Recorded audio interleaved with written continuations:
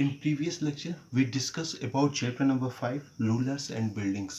Term पे मैंने discuss किया था कि किस प्रकार जो दिल्ली सल्तनत के जितने भी सुल्तान्स रहे हैं या मुगल्स एम्पायर के जितने भी बादशाह रहे हैं या जो भी आप एम्परर कहते हैं जो भी रहे हैं, उन्होंने किस प्रकार बिल्डिंग पे फोकस किया, चाहे वो टेम्पल बनवाए हो या फिर किसी प्रकार का मास्क बनवाए हो, किसी प्रकार का कोई टॉम बनवाए हो, मकबरे बनवाए हो, तो उन्होंने कितने अच्छे से उसको डिज़ाइन किया, कितना अच्छा उसमें गुंबज वगैरह का निर्माण किया।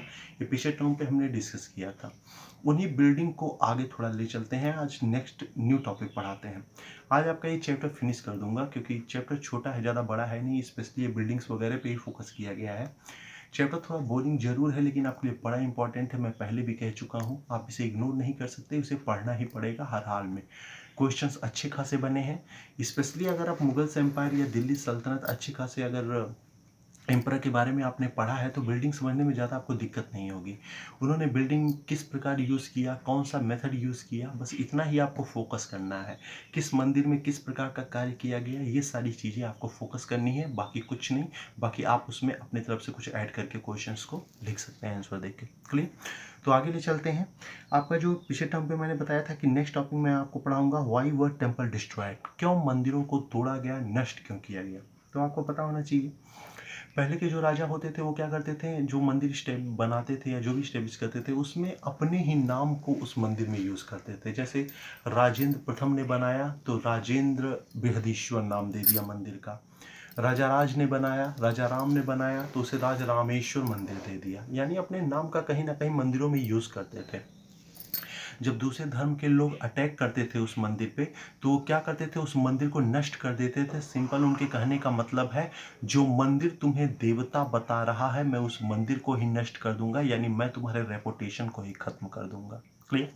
जैसे इसमें आपके इसी में एक एग्जांपल दिया है कि 9th सेंचुरी की बात है, पांड्य राजा थे सीमन जी, इन्होंने श्रीलंका पर अटैक कर दिया और श्रीलंका पे अटैक करके वहाँ के राजा को पराजित करके वहाँ के बौद्ध के गोल्ड जो वो थे, गोल्ड का जो बौद्ध मंदिर बना हुआ था उनका, बौद्ध महात्मा बुद्ध की मूर्ति स्टैचू, उसे ले आए अपने देश में। यानी उस श्रीलंका के राजा को पराजित करने का मकसद नहीं है बल्कि उनके धर्म को खत्म करने का मकसद है। बाद में श्रीलंका का वो राजा का एक पुत्र हुआ वीरसेन प्रथम, नाम आपके बुक में दिया है वीरसेन जी।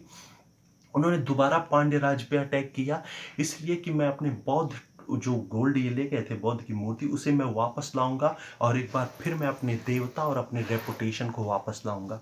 तो इस समय जो वार होते थे, मंदिरों को नष्ट किया गया या कुछ भी किया गया, ये कहीं ना कहीं आपके धर्म को खत्म करके खुद को आपसे श्रेष्ठ दिखाने वाली बात होती है।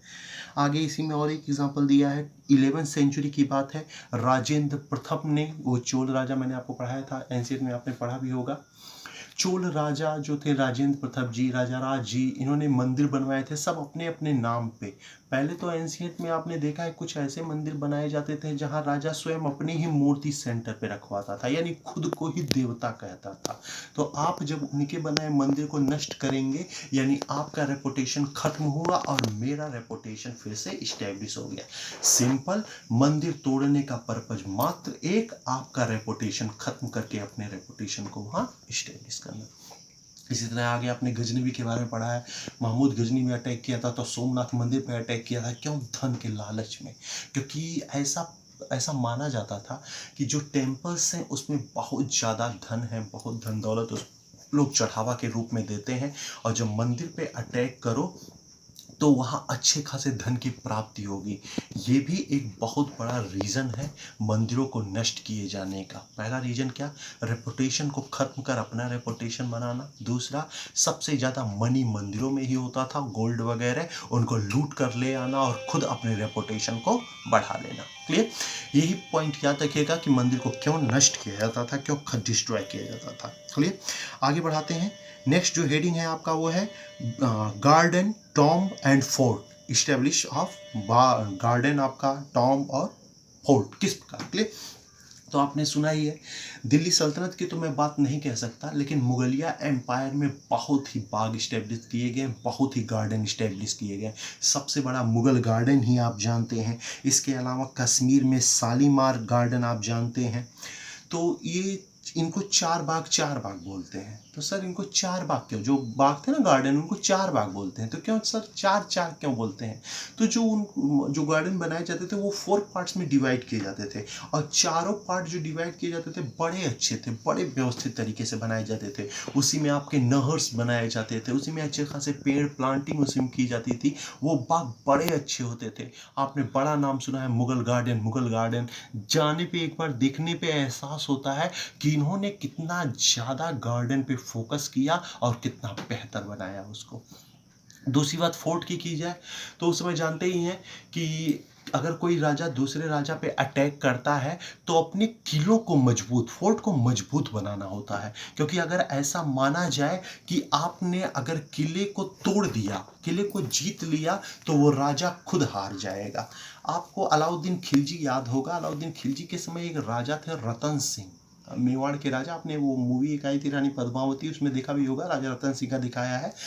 तो राजा रतन सिंह ने अगर अलाउद्दीन को चैलेंज दिया था तो केवल अपने फोर्ट के बल पे, क्योंकि राजा रतन सिंह जानते थे भारत में ऐसा कोई आर्म नहीं, ऐसा कोई इंस्ट्रूमेंट नहीं जो मेवाड़ के फोर्ट को नष्ट कर सके। इसलिए जितने भी राजा थे, स्पेशली राजपूत, वो अपने फोर्ट को बहुत ही स्ट्रांग, बड़ा ताकतवर बनाते थे, जिससे सिंपल कोई राजा उनके क्षेत्र को जीत ना सके। फोर्ट बनाए जाते ऐसे लंबे चौड़े स्क्वायर टाइप के, कहीं रेक्टेंगल टाइप के, बीच में उनका राज्य स्टेब्लिश होता और चारों तरफ दीवारें लग जाती। उन दीवारों को तोड़ना लगभग असंभव था, तब तक जब तक बाबर यहाँ अपने तोपों को नहीं लाया। क्लियर? तो बागीचे बनाने का कारण ये था क्योंकि मुगलिया एम्पायर के लोग, चाहे वो हुमायूं हो, बाबर हो, अकबर हो, शाहजहां, स्पेशली शाहजहां, जहांगीर हो, इन सब ने कल्चर पे, आर्ट पे, स्क्रप्चर पे, वास्तुकला पे, लिटरेचर पे बहुत ज़्यादा फोकस किया, और उन्होंने इसका इतना उत्थान किया है, इतना आगे बढ़ाया, इतना डेवलप किया इन क्षेत्रों को, निश्चित तौर पे वैसा डेवलपमेंट कभी किसी और एम्पायर में देखने को नहीं मिला। लिटरेचर अच्छे खासे, चाहे वो भागवत गीता हो, महाभारत हो, रामायण हो, हर एक का उन्होंने फारसी में ट्रांसलेशन कराया कि भैया माउंडन तुम भी सीख लो कि भागवत गीता क्या कहता है, रामायण क्या कहता है। बहुत ज़्यादा फोकस किया। स्पेशली मैं बात करूँ शाहजहां की, तो निश्चित तौर पे शाहजहां ने जो कल्चर में अपना पार्टिसिपेशन दिया है, वह योगदान, जो योगदान दिया शाहजहां ने, वैसा योगदान किसी एम्परर ने नहीं दिया होगा। चाहे वो ताजमहल के रूप में लूँ मैं, या दिल्ली के लाल किले के रूप में लूँ, या दिल्ली के जामा मस्जिद के रूप में लूँ, उसने जो भी स्कल्पचर, जो भी स्थापत्य बनवाया है, निश्चित तौर पे वैसा डेवलपमेंट किसी और एम्परर के राज में मैं देख ही नहीं सकता। केवल और केवल कल्चर व्यू से। अब अकबर से कंपेयर मत करने लगा, मैं केवल कल्चर वाला पॉइंट ले रहा हूँ, बाकी समय तो अकबर जीनियस है, अकबर के सामने ये लोग कुछ नहीं, लेकिन मैं कल्चर के दृष्टि से शाहजहां को सबसे ऊपर रखता हूँ। नेक्स्ट है जो मकबरे हैं, टॉम जिसको आप कहते हैं, उनके बारे में। तो टॉम क्या है, आपको मैं मकबरे वाला डिस्कस भी कर चुका हूँ, क्या थे मकबरे।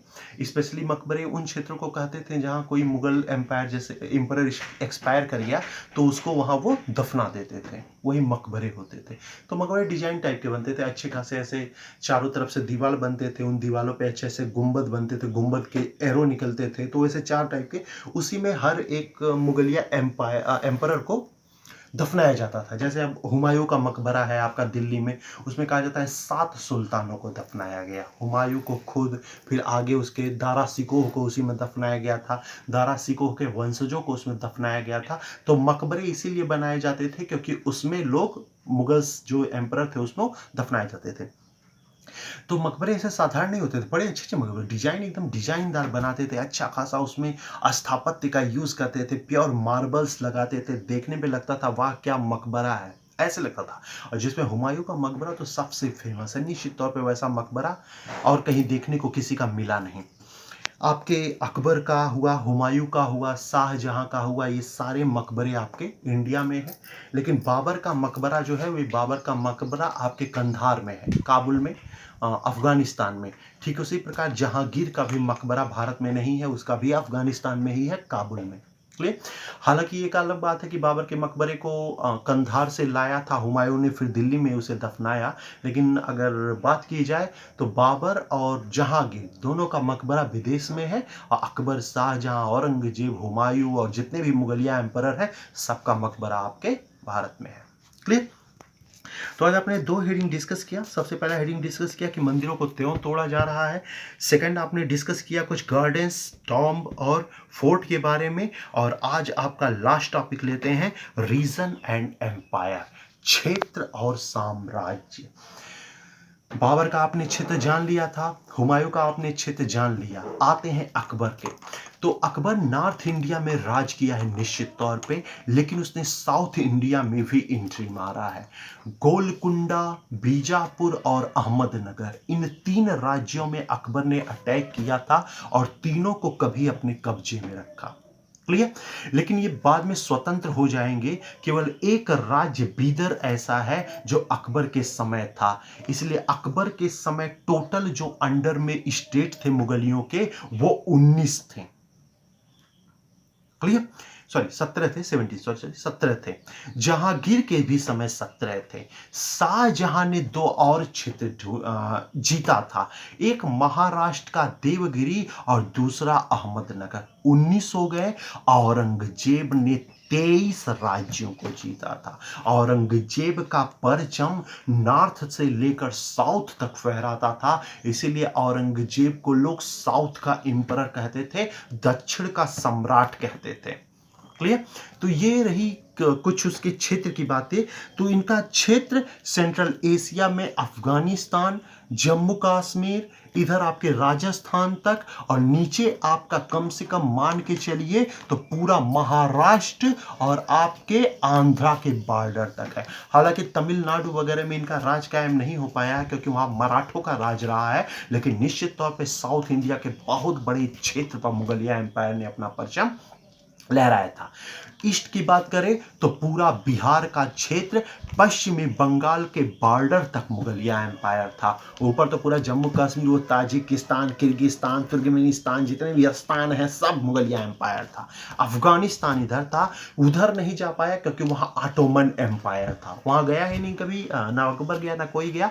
स्पेशली इन्होंने इसी साइड फोकस किया, भारत वाले साइड में। इधर म्यांमार हुआ, ये बांग्लादेश हुआ, पश्चिमी बंगाल हुआ, ये सब मुगलिया एम्पायर है। साउथ इंडिया में लगभग आंध्रा तक पहुंचे थे ये मुगलिया एम्पायर।